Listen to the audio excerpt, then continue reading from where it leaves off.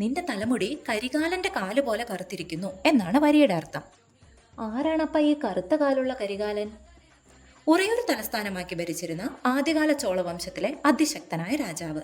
190-ാം ആണ്ടിലെ വെന്നി യുദ്ധത്തിൽ പല്ലവരെയും ചേരന്മാരെയും തോൽപ്പിച്ച് വെന്നിക്കൊടി പാറിച്ച മഹാശക്തൻ. തെക്കു ശ്രീലങ്ക മുതൽ വടക്ക് ഹിമാലയം വരെ തന്റെ ഭരണത്തിന് കീഴിൽ കൊണ്ടുവന്ന പരമാധികാരി.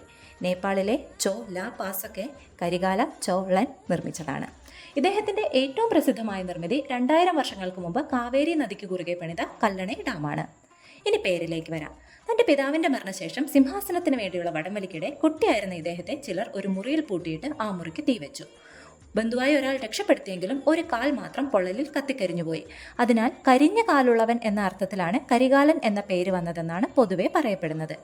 എങ്കിലും തന്നെ കീഴടക്കാൻ വരുന്ന എതിരാളികളുടെ ആനകളെ കരിയെ നിശേഷം കൊന്നൊടുക്കുന്ന കരിയുടെ കാലൻ എന്ന അർത്ഥത്തിലാണ് കരികാലൻ എന്ന് വിളിക്കുന്നതെന്നും പറയപ്പെടുന്നുണ്ട്.